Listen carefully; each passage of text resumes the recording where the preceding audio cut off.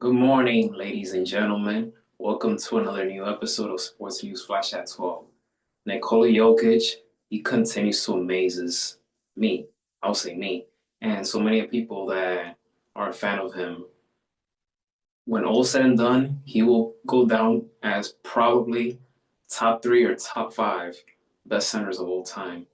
What he did on Friday night against the Phoenix Suns was sensational. Jokic became the first NBA player with a triple-double of at least 30 points, 20 rebounds, and 20 assists. I mean, he should have had four straight MVPs right now, and he's in the MVP conversation this season. But what he's doing is flat out amazing. It's just amazing. This is the seventh time this season that Jokic had at least 15 points, 15 rebounds, and 15 assists in a game. He ties Oscar Robertson in the 1962 season for the most in a season in NBA history. Unreal. This guy is unbelievable. In college baseball, Tennessee threw out a no-hitter against St. Bonaventure. They did it offensively with the bats putting in over 10 runs. And then the no-hitter just adds more great news, great story to college baseball. Last week or 2 weeks ago, it was a team from Portland.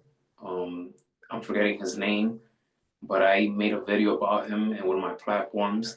He threw a perfect game, 27 up, 27 down, and now Tennessee, the defending champions, produce a no-hitter, so congrats to Tennessee.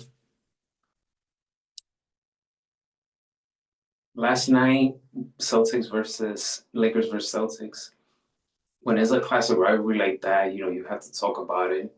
I'm not gonna go into stats, even though Jayson Tatum dropped 40, but it was the Celtics defense.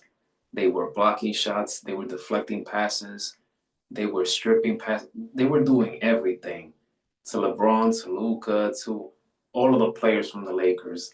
That defense was straight up lockdown defense on the Lakers. And the Celtics earned the victory. That's why they're the defending champions. And that is why they're still an elite team. And now we're going to go off to tennis because it has been an interesting weekend.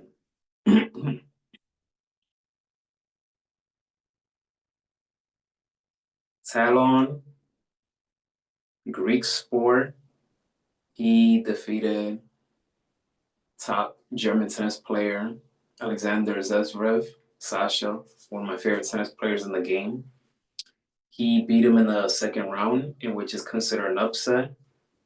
This is his first career top five win in 19 matches.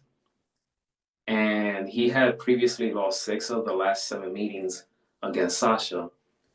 So he defeated Sasha with the scores of 4-6, 7-6, and 7-6. The second and third set were tight, could have gone either way, but Talon came out victorious. It's a feel good victory to beat a top opponent like Sasha. It will give more momentum going forward in the Indians World Tournament. Sasha, he's been struggling lately in the last few weeks. He hasn't been the same since losing to Jannik Sinner in the Australian Open. So I really hope that he bounces back. And I continue to talk about upsets. Van de Zastro defeated Novak Djokovic in the second in the Indian Wells. He won the first set 6-2. He lost the second set 6-3, but then he bounced back with a strong third set by winning 6-1. So he moves on in the Indian Wells. And then this one was a much serious one. I won't say an upset, but it was more of a domination because of the second set. Jack Draper, he defeated Joao Fonseca. Like I said, Draper defeated the second set. And I like Fonseca. He has a bright future in tennis. I like Draper as well. A lot of hype has been going on around Fonseca. He's a Brazilian tennis player, very young, very good. Has a good forehand game. Draper, he is versatile, very agile, very poised. And if you saw that match against Draper and Fonseca, especially that second set, he completely dominated him. And I just hope that Fonseca takes this experience. It could either make him or break him. But I just hope he takes this experience to say, you know what, I still have a lot more to prove, a lot more to work on, especially if I want to beat a guy like Draper. Because Fonseca, he wants to be the #1 tennis player in the world. He wants that.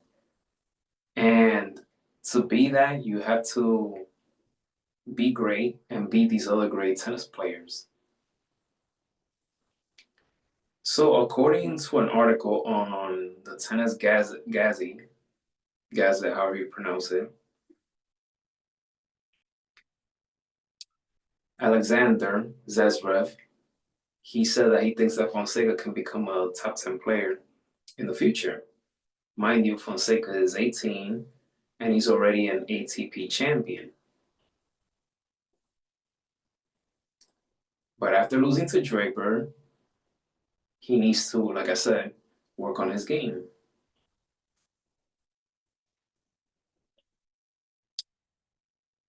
Draper, who's the 13th seed at Indian Wells,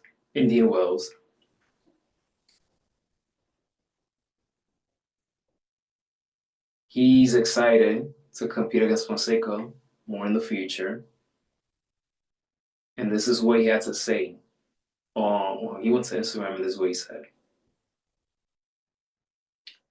Great start in the desert. Big respect. Joao Fonseca, looking forward to many battles to come. He praised them on the court, and he knows how much hype there is surrounding Fonseca. And this is what he said to the media. Yeah, and deservedly so. I think it's amazing for the tour and amazing for tennis that we've got kind of a really, really young superstar coming, especially from Brazil, with such a big fan base.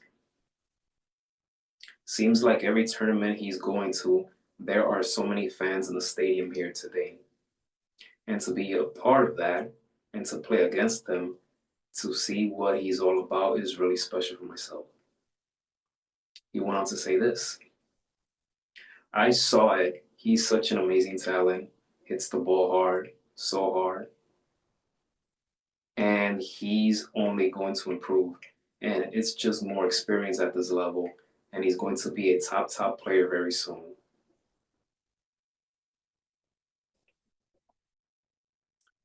And mind you, this is the first meeting between Draper and Fonseca. And I really hope these two young men have a lot more battles. Draper said it, but us who follow tennis, we really hoping that that's the case.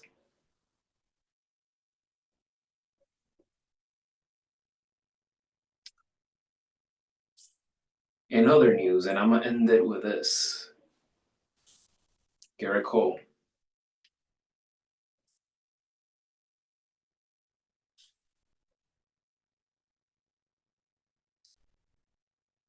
Garrett Cole has an elbow injury, and it's considered serious.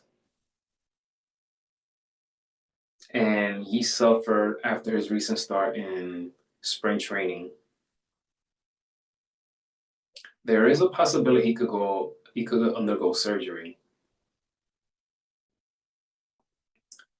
Last year, we got to remember that last year he was diagnosed with an elbow nerve inflammation. And here we go again, second year in a row with the same issue. Last year, he made 17 regular season starts.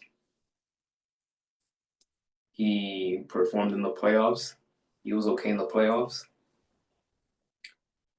But this year's much more serious because we already have the reigning AL Rookie of the Year, Luis Gil. He'll be out for 6 weeks. And now there's a possibility that Cole could be out as well. So you're missing your top two key pitchers in the rotation.